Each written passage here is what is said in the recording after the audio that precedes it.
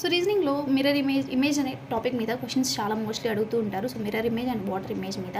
So ఇలా ఈ topic మీద మనకి సో ఇలా వర్టికల్గా హారిజెంటల్గా ఒక లైన్ ఇచ్చి దాన్ని ఒక మిర్రర్ ఇమేజ్ అడుగుతారు, లేదంటే వర్టికల్గా ఇచ్చి ఇక్కడ హారిజెంటల్ క్వశ్చన్, సో వర్టికల్గా కూడా ఇచ్చి సో మనకి మిర్రర్ ఇమేజ్ అనేది క్యాలిక్యులేట్ చేయమంటారు. సో ఇక్కడ హారిజెంటల్ కాబట్టి ఆ హారిజెంటల్ ఉన్నప్పుడు మనకి సో లెఫ్ట్ సైడ్ ఉన్నవి అంటే ఒక లైన్ అనుకోండి, దీని యొక్క లెఫ్ట్ సైడ్ ఉంటాయి కదా, సో ఇది ఒక లైన్ అయితే దీని లెఫ్ట్ సైడ్ ఉంటాయి కదా, అవన్నీ సేమ్ అలానే ఉంటాయి, బట్ టాప్ అండ్ బాటంలో ఉన్నవి చేంజ్ అవుతాయి. సో ఈ కాన్సెప్ట్తో మనం ఈ క్వశ్చన్ని క్యాలిక్యులేట్ చేయాలి.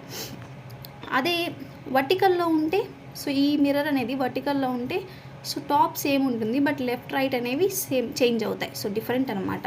సో దీన్ని బట్టి ఇక్కడ మనం ఆప్షన్ చూద్దాం. సో ఎఫ్, సో టాప్ ఉన్నవి బాటమ్ వస్తాయి అన్నాను కదా, అండ్ రైట్ ఉన్నవి రైటే ఉంటాయి, లెఫ్ట్ ఉన్నవి లెఫ్టే ఉంటాయి. అంటే ఎఫ్ కాస్త ఏమవుతుంది, 2 లైన్స్ అనేవి టాప్లో ఉన్నాయి కదా కిందకు వస్తాయి, అండ్ ఇవి రైట్ ఉన్నాయి కదా, సో రైటే ఉంటాయి.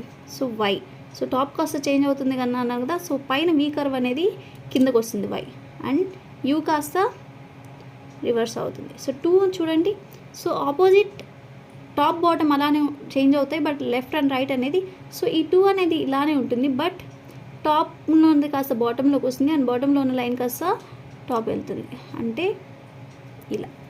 సో వి అనేది యాస్టీస్ చాలా ఈజీ, అండ్ డి కూడా సేమ్ యాస్టీస్ వస్తుంది, ఎందుకంటే లెఫ్ట్ రైట్ అనేది కామన్, బట్ ఇక్కడ టాప్ బాటమ్ అనేది చేంజ్ అవుతుంది కాబట్టి. సో ఇలా మన ఆన్సర్ని కోడ్ చేయొచ్చు. So option B is correct, ఇలా చేయొచ్చు.